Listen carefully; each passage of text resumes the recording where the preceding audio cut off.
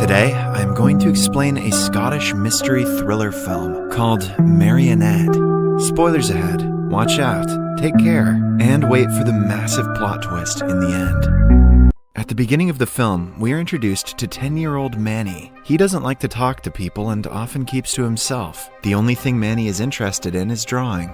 He likes to draw dark, obscure pictures of accidents and events. His personality, added with his hobby, makes people think he is a freak. His mother often brings him to therapy to help him overcome an unsaid past trauma. Most therapists think the drawings are just a way for Manny to relieve stress, but it couldn't be further from the truth. The scene cuts to an American woman named Marianne Winter arriving in Scotland. She is an experienced psychiatrist who has come here to start a new life because of an undisclosed tragedy that happened back home. Although in a new place and around new people, Marianne doesn't seem to be hopeful or happy. The first visit she makes is to her workplace, where she is welcomed by a coworker named Moore. The kind lady shows her the counseling room she will be working in. Moore is confused as to why Marianne chose to come to Scotland when she had a much better job back in New York. To cut the conversation short, Marianne simply says that she likes the rain. The facility is short-staffed after their previous psychiatrist was hospitalized for a mental problem. Hence, Marianne only gets a few hours before her first session with the patients. She has 2 sessions that day, but the second one is far more interesting than the first. The patient is Manny, who likes to draw dark, obscure pictures of accidents and events. Most of his drawings depict a pig in place of humans, which Marianne thinks is interesting. She tries making small talk with Manny, but he is busy drawing for half of the session, so she takes a different approach and starts talking about the drawing. For the first time, Manny speaks and claims that no one likes when he talks, so he prefers staying quiet. On being asked why people feel that way, he replies that he can make things happen. Intrigued, Marianne asks him what was the last thing he made happen. To her surprise, he replies, "You." The comment doesn't make sense to the doctor, but she fails to realize that the kid isn't just blabbering. After work, Marianne goes to a bar for a drink. She comes across a man who seems to be interested in her, but doesn't approach her.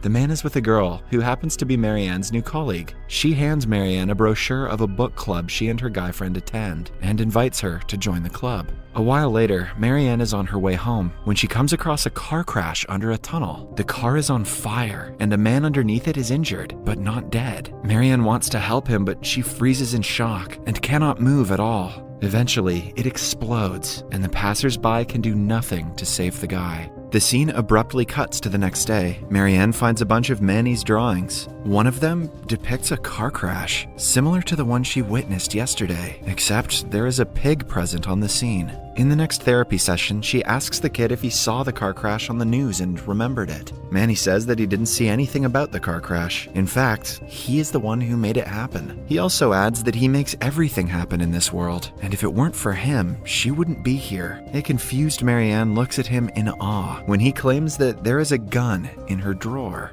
She dismisses the comment as him just trying to be spooky, and she doesn't bother to check the drawer either. Later that day, the staff of the clinic organize a monthly meeting to talk about their patients. Marianne is told that she is the only person Manny speaks to, and is otherwise always quiet. He refuses to talk to his adoptive mother and his friends as well. Manny was previously treated by a doctor whose position Marianne took in the office. She wants to study the case file from the former doctor, and the administration promises to look into it. In the evening, Marianne goes to the book club she was told about. As a group discussion takes place, the handsome guy from the bar catches her attention. After the discussion, she introduces herself to him. The guy's name is Kieran, and he lives in the same neighborhood as Marianne. The two talk briefly before Marianne gives him a ride to his home. Kieran takes a step forward and invites her in, but Marianne quickly declines. At night, she dreams of the time she was in America with her husband Josh. They were an ideal and happy couple, driving to a cafe one day when their car broke down. They asked for help from a man passing by in his vehicle. Everything was going well until they drove off the road and hit a tree. In the accident,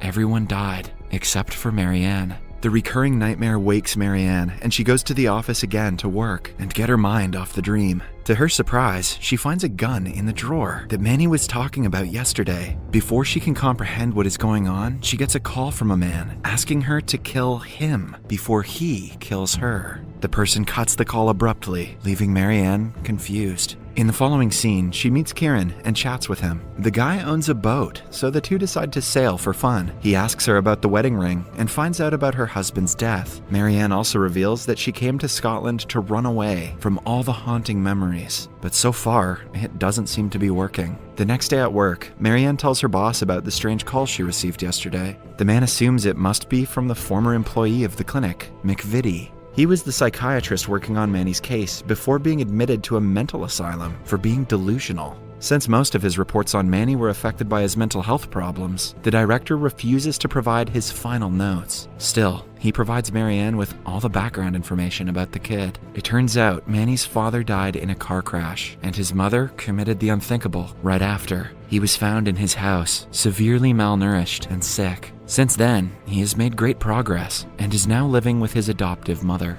Marianne looks at the drawings again and they seem much more disturbing to her after knowing what he has been through. In the following session, Manny asks her if the gun scared her. Marianne is shocked, but she pretends to not know what he is talking about. This angers Manny, and this time he draws a drowning man and writes the name Kieran underneath it. Marianne is in utter shock because she and Kieran had decided to go sailing later today. Moreover, the kid was never told about Kieran.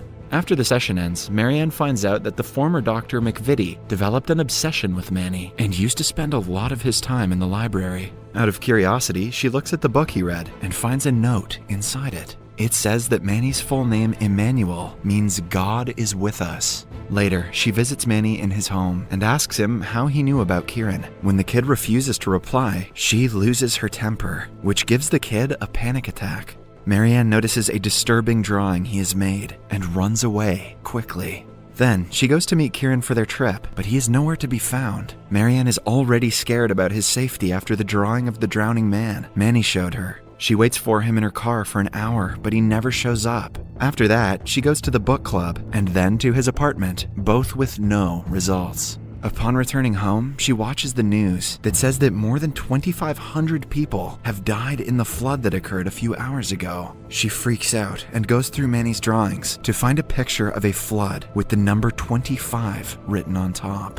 Manny left out a couple zeros. He's a phony, confirmed. The next day in the office, Marianne is determined to find out more about Manny. She breaks into her boss's office and is seconds away from finding the notes before her boss catches her red-handed. He has also been informed about Marianne's